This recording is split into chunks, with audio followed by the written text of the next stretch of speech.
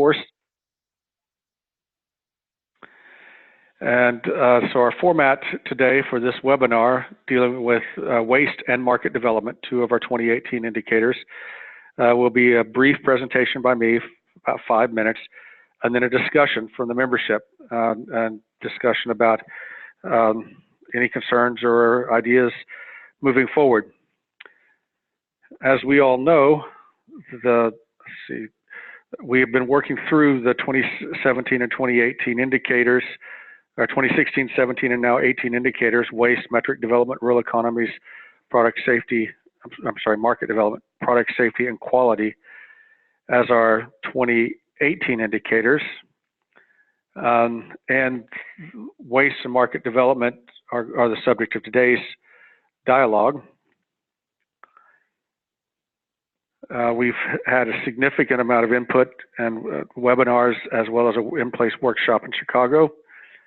To remind you that waste as a global criteria has a strategic intent of waste generation is minimized, and where unavoidable waste is reused and recycled.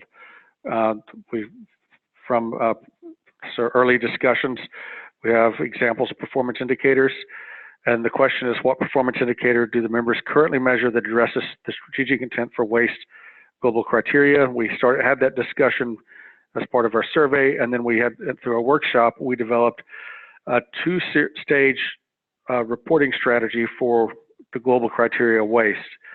This is a product of a membership survey, a number of webinar discussions, as well as our in-person discussion. Waste from the farm level, the indicators of whether the farm has a waste management plan implemented or not. So implementation of a waste management plan. And so you can imagine an organization that has 75 farms, and if 40 of them have waste management plans, that's a measure. And then the improvement would be expanding that number. Then waste from processor level would be massive waste to landfill per year. This would be typically metric tons per year to landfill, benchmarked to a certain baseline year, and then analyzed each year moving forward as an improvement process. And the notion there is that avoidance, aversion, reuse, recycling all become part of the strategy within the processor level. So those are our criteria for waste that that grew out of our discussion in Chicago last month. Market development, certainly a broad concept. Participants along the dairy value chain are able to build economically viable businesses through the development of transparent and effective markets. So as we discussed market development over, again, webinars, surveys, and then the in-person meeting, the ultimate measurable indicator for this global criteria is, does your organization have a process in place to inform producers of market opportunities and challenges? And this is an either or, and so the notion is that if the organization is engaged in the processes, that's our first step. If you don't have a formal process, or an organization does not, then the obvious next step for improvement is to develop such a process. And so the goal here is that we can create supporting tools, information, guidances for organizations to develop and enhance the effectiveness of their process, the programs in place to inform producers of market opportunities and challenges. This is all part of the resiliency of the farm, creating new products, understanding new market challenges, and responding to those. So those are the two indicators that we're discussing today. What we'll do after this discussion is tomorrow we'll have the same very brief introduction and a discussion on rural economies and product safety and quality. Then these will go for public comment for a month, followed by, for final member comment for a month, followed by public discourse, which is a public comment period after the members are completed with them, and then those will be resolved into final accepted indicators for 2018. And this process will then move on to baseline assessment. So with that, I will open up the floor to questions, comments, or concerns.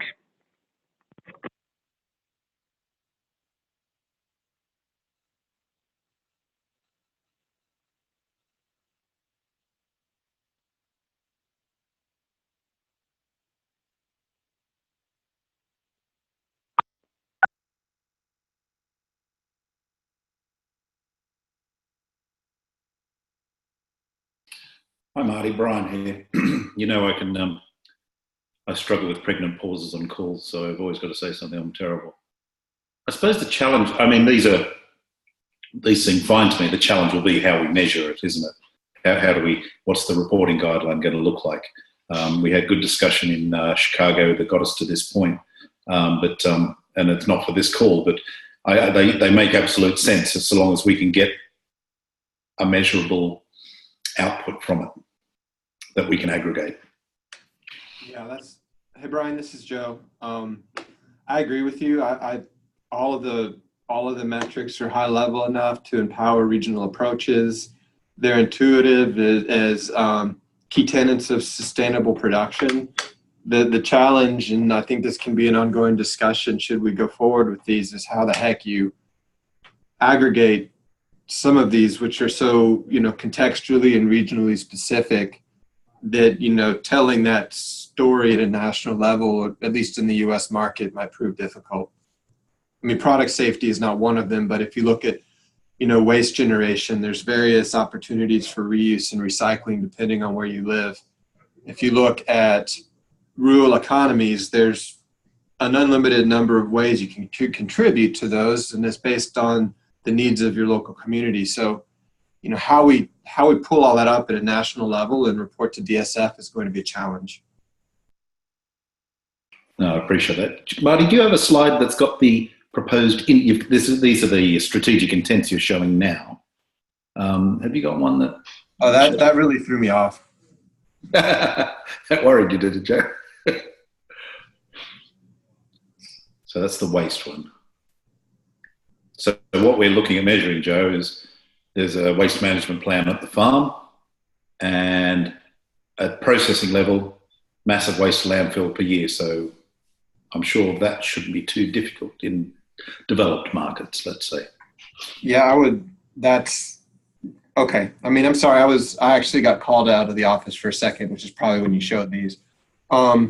Waste from a process or landfill is not the way we would calculate it. We'd calculate percent diverted from landfill, which is a different calculation. So that's not aligned with us, but we can work around it. It doesn't need to be something we go into right now.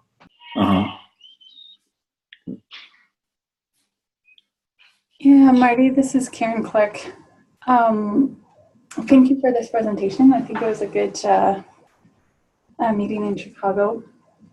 And I guess I'm going to share the same thing I've shared then related to the waste management plan for the farmers.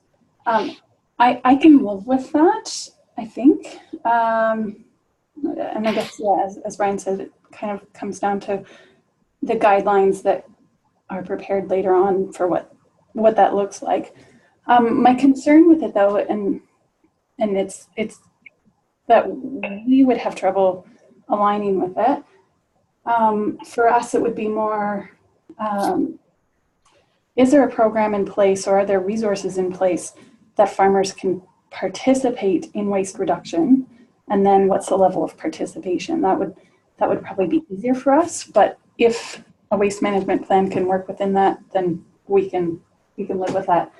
I guess my concern with the waste management plan is also that it's almost aspirational. So it's measuring the farm aspiration to reduce waste rather than their actual performance. So measuring continuous improvement may be a challenge, but it's definitely a start. So. I'll go back to the processor level one for a second. I said we could talk about it later, but it keeps throwing out some concerns for me. First off, I don't think we will ever in the US market want to say, hey, we put 30 million pounds of waste into landfills. It's probably a conservative number, last year. So look at how great we are, because now we're putting 28.7 million pounds of waste into landfills. It's also going to be a really difficult number to get, because I don't feel like processors are going to talk about the weight of how much they're not reusing or recycling. It's just not a compelling story. Whereas you know, this is a negative story to tell, where the inverse of it is how much you divert from landfill. And then rather do it by weight, you can talk about percentage. And the reason that that has value as well is because, you know, I'm going to pick an arbitrary number because I have no idea. The US had put 30 million pounds of waste into a landfill, and the Netherlands only put 2 million pounds in. Therefore, the Netherlands is better. Well, our market is enormous, and so of course we're going to have more waste. So, I mean, just offhand, I have a lot of concerns with number 2. Joe, if I can just reassure you, remember, these are going to be aggregated. It's not about saying one region's better than another. It will, though, by mass. What we will do is report on a global level.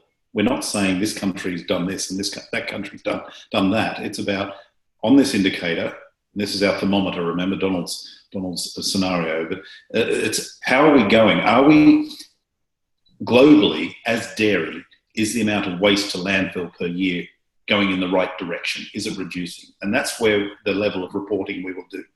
Now, I do like what you just said in terms of how much waste was diverted from landfill. That's another, more, as you say, more positive way to put it. Marty, did you discuss that at all in Chicago? Certainly. Can you guys hear me okay? Yeah. Okay. I'm having muter troubles with my phone here. Anyways, the way you calculate diversion is reduction from a baseline year. And so that's but we need the baseline year mass reported so we can calculate percent reductions, and then we can aggregate percent reductions the way we're discussing. So you're not aggregating mass across all the world and then reductions across all the world and divided. Every member will, the fundamental outward facing number, the metric, if you will, is exactly what you described. But the indicator we have to measure in order to get to that is the mass of waste, because we have to get to that. You could report your percent reductions, but that means all the baseline assessment is done in-house, and then all the next step assessments are done in-house. You can certainly do that. And then, because that's all that DSF ultimately will do as well, is just aggregate and report the overall percent reductions on average across the membership. Okay. But diversion from the landfill is the positive message, and it's a significantly good message across most of our producer groups. Okay. I don't think we will be able to get processors to tell us how much they're throwing away every year. And that's an important point if we can't get the data. Yeah, you won't be able to know how much you're diverting then. Well, they would tell us I mean, if they do the work, then that's fine. They could do the percentage assessment. Yes, that's fine. Anyway, this is just a matter of the challenge of collecting information, and it's not, even though it'll get spun to a positive, I would be a tough sell for me, I think, to get cooperatives and, you know, processing facilities to tell me how much they waste so that we can spin it into a positive story. Well, it's only a positive story if we divert, to be clear. Right. And I understand that. And I think that everybody's working on that in their, you know, journey towards zero waste. So we already have established metrics around waste that are specifically based on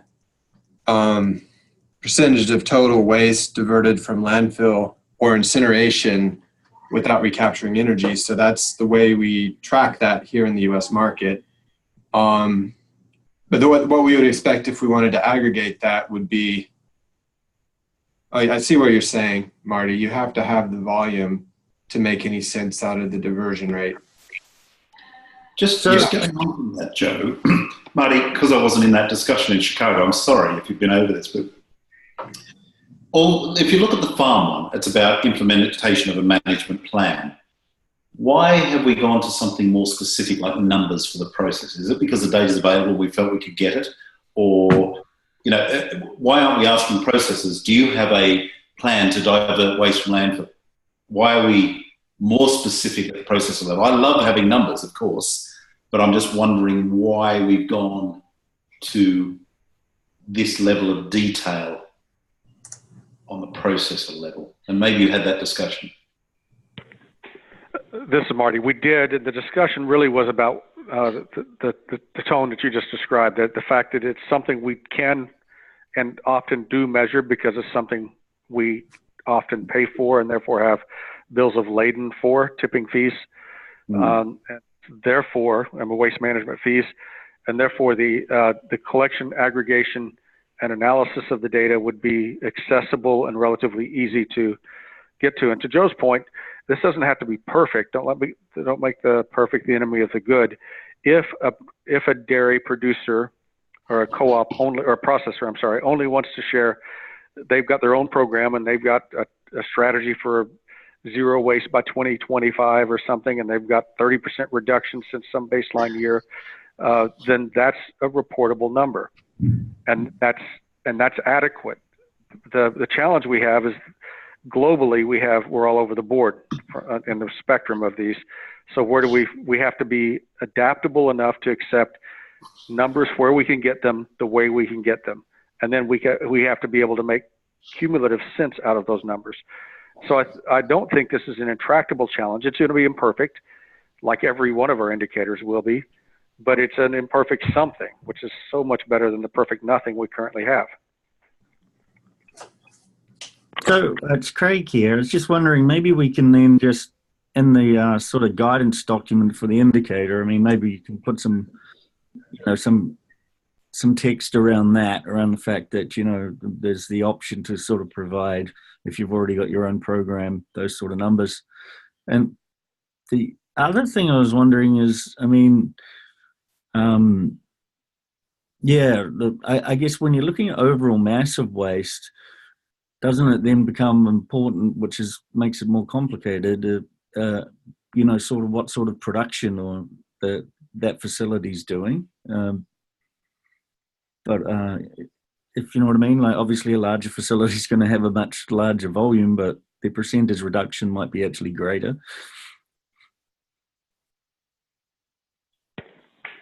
And that's our challenge, Greg, of course, is that if 30% reduction from a small facility is less impact than 2% reduction from a huge facility.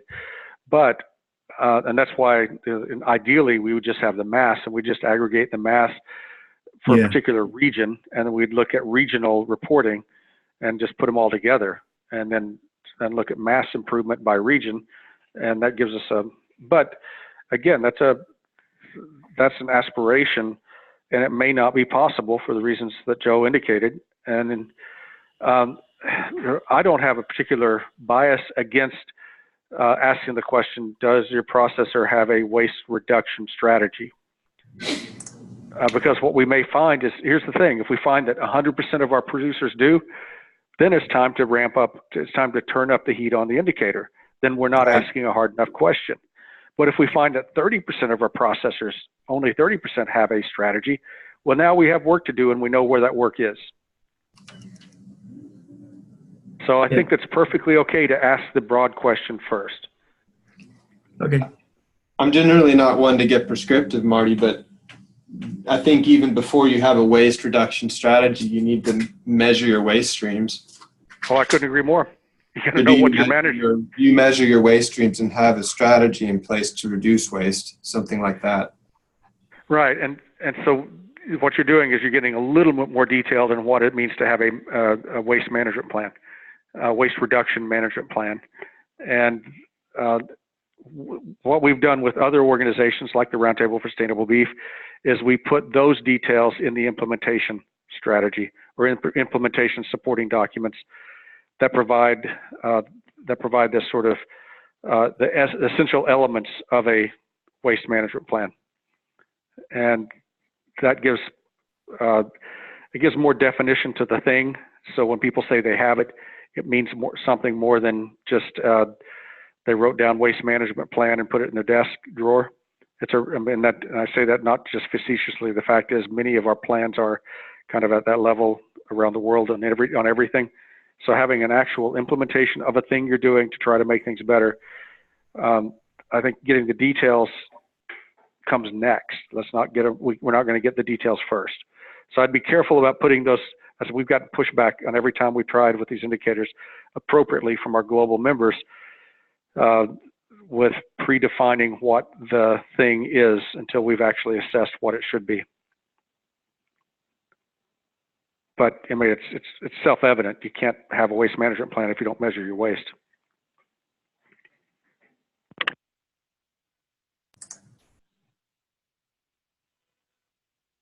Yeah, I'm not sure it's Gary here. I'm not sure I completely agree with you there, Marty, because when I look at these two indicators, and sorry I wasn't at the workshop in Chicago, but when I look at these two indicators from a practical perspective, recognizing where everyone is in the world, I would have thought that the processors are quite happy to actually provide you with solid waste to landfill as a mass, because most of the processors will be doing some kind of sustainability reporting anyway, and the Global Reporting Initiative, that's one of their recommended indicators. Whereas, yeah, that's where this came from. Exactly right. Yeah, so it's something we already do. From a farm perspective, I think it's the other way around. If you look at what's happening on farms, the first thing you want is the farmer to have some kind of commitment to think about their waste and what they're doing to reduce it. With the lack of facilities in the rural environment, the chance of them being able to measure things is much reduced, but they can still have a plan about what they're doing to reduce their waste impact from the farming practices. So, you know, for me, these two look reasonable and practical with flexibility for all the different situations in the world. Yeah, Anna Flicker from Alla Foods here. I agree with Gary. I think it makes sense, but I also understand our differences between regions. And then I was not in the Chicago meeting either, so I don't know how the discussions was. But I think many do measure the waste at processor level, and also on the farm level, it feels that it's very much aligned with the other indicators. It's more on an overall level that you should have a management plan in place and so on. And for me, that makes sense. And then you asked the more detailed question on the processor level. Will it be specified also what type? Do we talk about solid waste here, or other waste as well, or will it be like more specification what exactly kind of waste we're talking about? Our discussion for waste is limited to solid waste. I know milk waste is a version of that, but this would be waste not associated with water discharge and waste not associated with air emissions. So that's, even though it may be in liquid form, it's in the category of solid waste. If it's a waste that would be disposed of in a landfill. I mean, I don't think our liquid milk waste is usually landfilled. It may be land applied. That's a treatment process, not a disposal process. Yeah, thank you. It makes sense.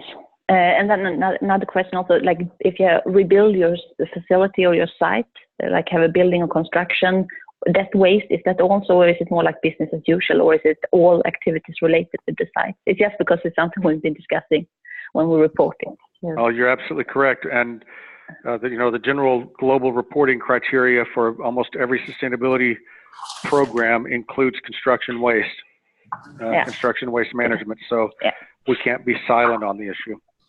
No, not at all. Yes, it's nice to have some guidelines what is included and so on. But I think it looks really good. I was a very positive look at the outcome from the Chicago meeting. What you guys are calling for is a sustainability guidelines document, indicator guidelines document, which provides more context and technical support for, and not necessarily, it's not prescriptive, but at least provides some common definitions and language supporting each of the approaches with a more expanded first round desirable sort of set of goals and outcomes. I think that's That's every program we've been involved in. That's the logical next step once these things are implemented. Once you get a baseline started, then you got to figure out how to make the continuous improvement process functional. And importantly, Marty, if we're going to, sorry, it's Brian here, if we're going to aggregate, we need people to do things in the same way. So it's absolutely logical. We'll need 1,600 processors to give us this information. Joe, I can't think of a better man to do the job. It may be easier than you think because they're probably already doing it at some level, and it may not be, and that's what we're going to find out. And I think you're absolutely right, Joe, to call out the range of possible responses you're going to get. In my opinion, it's important that we just get started pulling together the data so we learn what's doable, and as we find that the regional autonomy of the members is key. And if a particular member group has to do things a certain way or has to create definitions, as long as we know what those are, at least there's a way for us to reconcile the data. Yeah, and I took great comfort from what Gary just said. If GRI are asking for it, most dairies are involved with GRI at some level. So it's not as if we're asking for something different, which is nice in a way. Most large dairies are. Yeah, okay. All right, I'm going to move on down to the market development now, which is in some ways much more broad and easy, which is do we have a process in place to inform producers of market opportunities and challenges? Notice this is producer facing, and the organization is the action agent here. Does the organization have a process to inform producers of market opportunities and challenges? That's so broad that it can go from anything from fat content to value-added post-processed product development, or a specific market, organic or other specific markets. So it's a very, very broad question. The next kind of question would be, what are they? Whether DSF ever asked that question is probably unlikely, but it's the next internal question that an organization could have. What are our processes, and can they be improved? But that's the internal dialogue of the members, not the aggregate dialogue.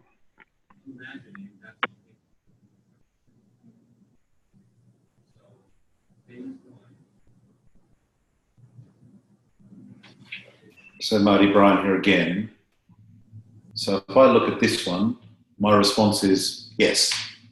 And that's as much as I need, or no. Is that what we're looking for here? Yes, no answer at this stage. Yes, and as we said before, if we get 98% yeses, then okay, then we're going to have to dig a little deeper. So that indicator is not sensitive enough then to measure our need for improvement, or because we are not about declaring success, we're about understanding where our opportunities to get better are. There will be certainly an opportunity to declare success. If 98% of the members say yes, then we say 98% of our members have a process in place to inform producers of market opportunities and challenges. Now we're asking the next part of the strategic intent. What are we doing to specifically enhance market share, or whatever that next step will be? As you recall, this question is a product of winnowing out 20 different candidate indicators. And so the notion that we'll only ever measure one thing is probably just wrong. Once you succeed at one level, then you move to the next, and then the next, and then the next.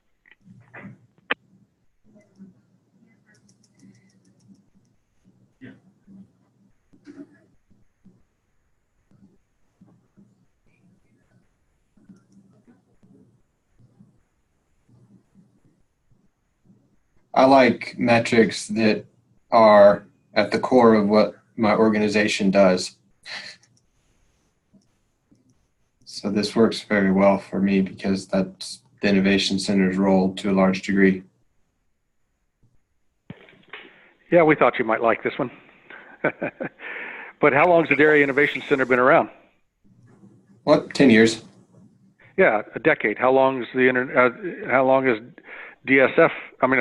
has the U.S. dairy industry been around? 230 years. That'd be 1776 when the British got a beating. Yeah, exactly. So no offense to our British cousins on the phone. Oh, I figured they were on the call. It's just a nice call out. Yeah. But the point is, only 10 years have you been at this, which is a relatively recent initiative. And so this is still an innovation. That's why it's called the Innovation Center.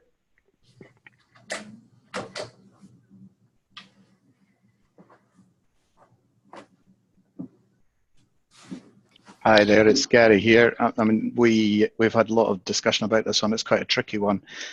So I think this is quite a good place to have landed. We're quite comfortable with this one. Good compromise.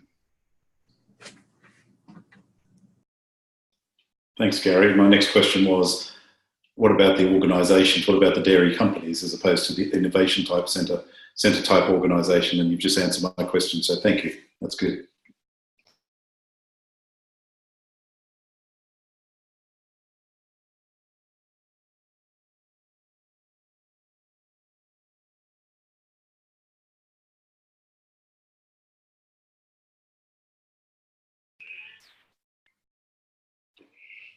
So what's the next one, Marty?